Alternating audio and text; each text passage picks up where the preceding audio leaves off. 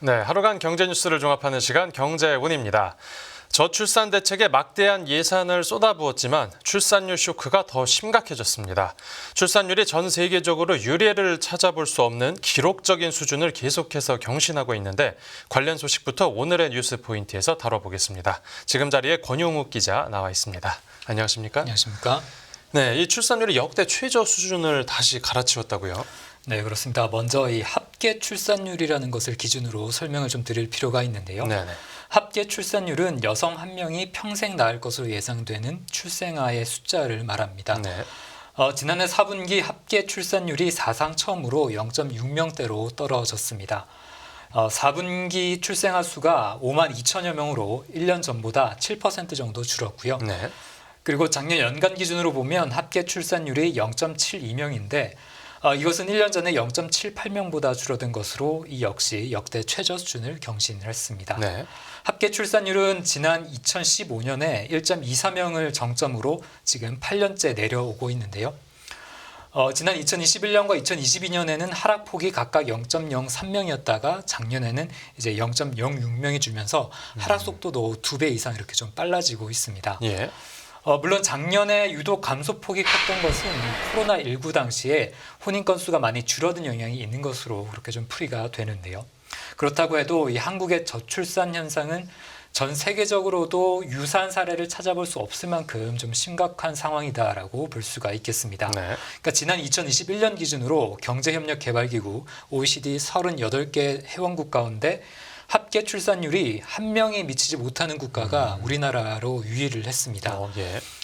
여성의 첫 번째 아이를 출산하는 연령도 이 OECD 회원국 가운데 가장 많은 것으로 그렇게 나타났습니다. 그러니까 합계 출산율이 0.6명이라는 건 그러니까 전체 여성 10명 가운데 6명 정도만 이제 아이를 가질 생각이 있고 나머지 4명은 아이를 가질 생각이 없다 이렇게 봐도 되는 거죠. 네, 그렇습니다. 네, 이 출산율을 연령별로 나눠서 보면 어느 연령대에서 가장 많이 줄었을지도 궁금합니다.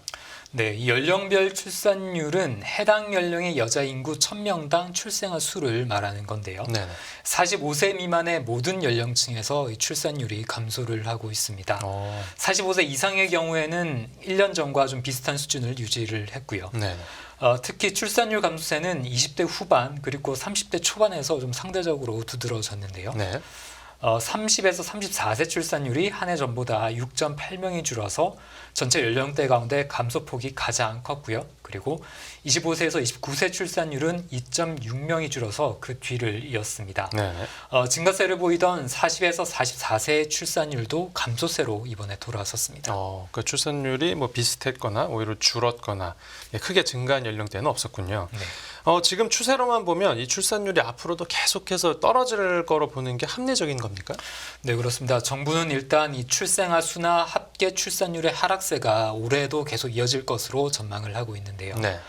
엔데믹 이후에 혼인 건수가 증가한 게 앞으로 출산율이 개선될 수 있는 좀 긍정적인 요인이라고 볼 수는 있습니다.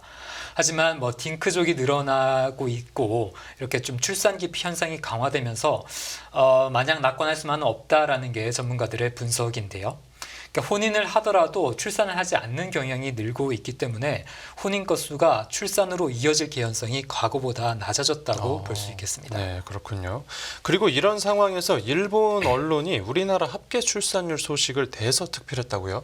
네, 그렇습니다. 한국의 이 합계 출산율이 역대 최저이자 세계 최저 수준을 경신을 하자 일본 언론이 좀 큰 관심을 보이고 있는데요. 예. 보통 우리나라가 저출산 문제하면 일본이 심각하고 우리나라가 일본을 따라간다라고 생각을 하고 있잖아요. 네네. 근데 일본에서는 그 정반대로 좀 대서특필을 하고 있습니다. 그 내용을 좀 살펴보면 산케이 신문이 오늘 1면과 3면에다가 관련 소식을 실었는데요. 네. 특히 3면 기사에는 급속한 저출산, 그러니까 한국의 급속한 저출산이 일본의 미래인가라는 부제목을 달았습니다. 그러니까 외국인 노동자가 많은 전남 영암의 조선 공장 일대의 모습을 좀 르포 형식으로 다뤘는데요. 네네. 그리고 니혼게이자이 신문은 1면에서 한국의 출산율 통계를 좀 다뤄주면서 그리고 15면에서는 한국 역대 정부의 저출산 대응 정책을 소개하는 분석 기사를 또 다뤘습니다. 네. 그러니까 이 신문은 저출산이나 노동력 부족은 일본을 비롯한 이 선진국들의 좀 공통된 과제지만 일본의 출산율이 2022년 기준으로 1.26명인데 이게 한국의 2015년과 비슷한 수준이라고 언급을 했거든요. 네네. 그러니까 한국의 저출산이 훨씬 더 심각하고 앞서가고 있다라는 걸 좀 수치로 좀 확인을 해준 겁니다. 네네. 저출산이 일본보다 이렇게 한국에서 더 심각하다라고 좀 많이 일본에서는 받아들이고 있는데요. 네. 그렇기 때문에 이 한국의 저출산 대응과 그에 따른 이 성패를 보고 일본이 좀 대책을 세우는데 좀 참고로 삼을 필요가 있겠다 이런 좀 내용을 싣고 있습니다. 네, 우리는 뭐 굳이 안 해도 되는 부분에서 일본도 이기고 세계 1등까지 하고 있군요. 네. 이 산케이 그리고 니온 게이자이 외에 우리나라 내부 분위기를 또 자세하게 보도한 매체는 어디가 있습니까? 네, 아사히 신문 같은 경우에 보면 뭐 1면, 3면, 9면의 한국 저출산 소식을 오늘 좀 다뤘는데요. 네. 이 신문은 뭐 집값 급등과 뭐 치열한 학벌 경쟁 뭐 이런 것들로 삶이 힘들고 젊은 세대가 좀 불안감이 커진 게 일본과도 좀 공통된 현상이라고 일단 진단을 했습니다. 네. 그러면서 좀 스스로 출산 파업 중이다라고 하는 한국 41세 여성의 인터뷰를 좀 싣기도 했는데요. 네.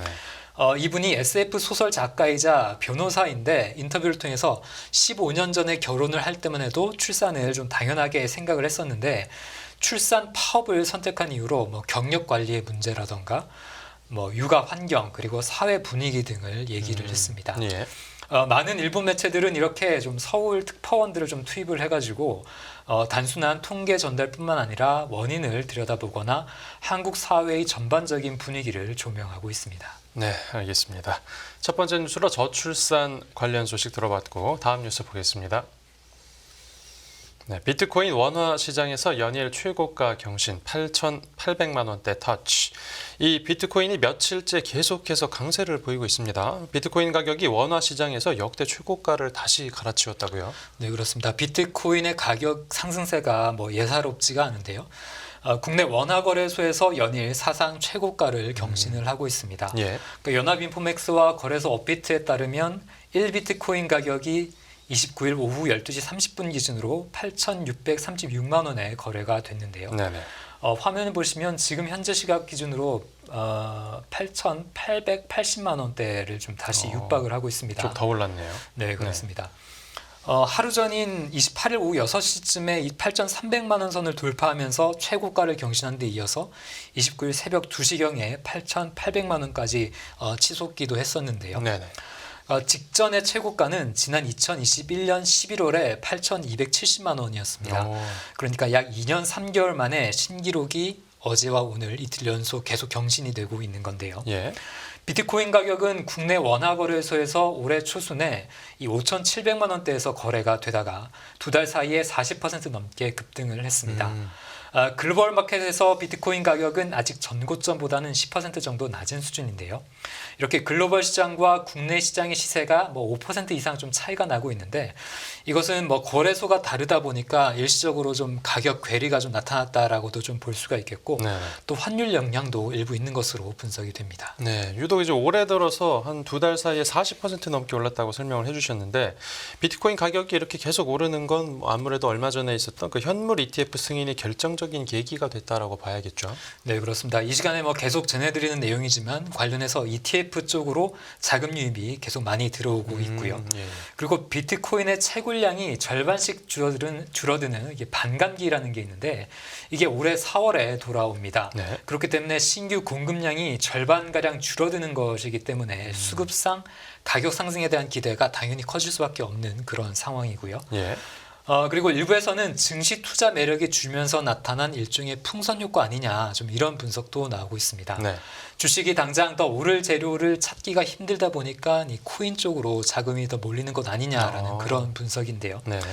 주식의 대체 투자 자산으로 활용이 된다 이렇게도 좀 볼 수가 있겠습니다. 네, 그렇군요.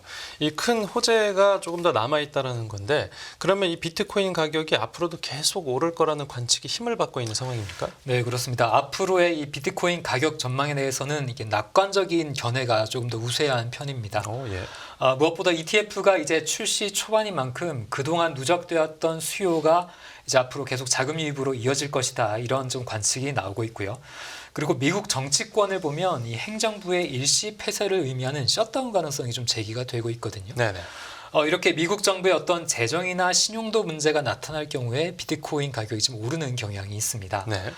지난해 3월에 미국 은행권 불안이 있을 때 이 비트코인 가격이 상승을 했었거든요. 이렇게 미국 정부의 어떤 신용 문제 그리고 은행 문제가 좀 불거질 경우 기득권 체제에 문제가 발생했다라고 좀 볼 수 있기 때문에 그 대안으로 꼽히는 비트코인 가격은 상승 압력을 받는 경향이 있습니다. 또 대선을 앞두고 도널드 트럼프 전 대통령이 암호화폐와 관련돼서 기존의 어떤 부정적인 입장에서 중립적인 입장으로 좀 변환을 했는데 이것도 좀 호재로 꼽히고 있습니다. 네, 그렇군요. 네, 가상자산 관련 소식 알아봤고 다음 뉴스 보겠습니다. 네, 국민연금 작년 운용 수익 126조 원, 수익률 13.6%. 작년 국민연금 기금 운용 수익률이 역대 최고를 찍었다고요? 네, 그렇습니다. 작년도 기금 운용 수익률이 말씀해 주신 대로 13.59%를 기록을 했는데요. 네. 이것은 지난 1999년 국민연금의 기금운용본부가 설립된 이후로 가장 높은 수익률입니다. 네. 종전의 수익률이 가장 높았던 때는 지난 2019년에 11.31%였는데요. 네. 연금 수익률은 지난 2009년 그리고 2010년, 2021년을 포함해서 총 5차례 10%를 넘기게 됐습니다. 이 채권, 주식, 부동산 이렇게 투자처가 다양할 텐데 작년에 수익이 가장 잘 나온 부문은 어디였습니까? 네, 아무래도 이 국내 주식과 해외 주식이 좀 모두 높은 수익률을 보이면서 전반적인 운용 성과를 좀 끌어올렸는데요. 국내 주식은 22.12%의 수익률을 그리고 해외 주식은 23.89%의 수익률을 각각 기록을 했습니다. 네. 국내 주식 수익률을 보면 코스피의 연간 상승률 18.4%를 좀 소폭 웃돈 수준이고요. 그리고 해외 주식의 성과도 모건 스탠리 캐피털 인터내셔널 MSCI 집계 기준 세계 주가 지수 상승률 22.6%를 소폭 상회했습니다. 네. 그리고 국내 채권과 해외 채권은 각각 7%대와 8%대의 수익률을 나타냈고요. 네. 그리고 대체 투자는 5%대의 수익률을 남겼습니다. 네. 그렇게 운용 수익률이 잘 나온 만큼 기금 순자산도 크게 불어났을 것 같습니다. 네, 그렇습니다. 기금의 이 순자산이 작년 연말 기준으로 1천조 원을 넘어섰는데요. 국민연금 기금운용위원회는 이 1,000조 원이라는 기금 규모에 맞는 운용 체계와 어떤 운용 역량을 갖추기 위해서 여러 가지 과제를 추진하겠다라고 좀 이번에 발표를 했습니다. 네네. 무엇보다 그 자산을 배분하는 데 있어서 유연성을 높이기 위해서 기준 포트폴리오라는 것을 도입하기로 했는데요. 기준 포트폴리오라는 게 좀 기존에는 이 국민연금이 국내 주식, 국외 주식, 그리고 해외 채권, 국내 채권, 대체 투자 자산 이렇게 좀 자산별로 비중을 좀 나눴는데 그것을 이제 단순화시켜서 단순히 위험 자산, 안전 자산 이렇게 두 가지 자산군으로만 좀 구분을 하게 되는 거거든요. 예. 그렇게 되면 그 운용 비중을 조절하는 데 있어서 조금 더 유연성을 높이는 그런 역할을 하게 됩니다. 예. 이게 미국과 캐나다의 주요 연기금에서는 이미 지금 실행이 되고 있는 제도가 이제 기준 포트폴리오 제도인데요. 네네. 일종의 자산 배분 체계를 개편하는 것이라고 볼 수가 있겠습니다. 그러니까 국민연금 측은 이렇게 좀 자산 배분의 유연성을 강화를 하고 또 투자 원천을 확대해서 수익을 계속해서 좀 늘려가겠다 이렇게 강조를 했습니다. 네, 알겠습니다. 오늘 뉴스 포인트는 여기서 정리하겠습니다. 잘 들었습니다. 감사합니다.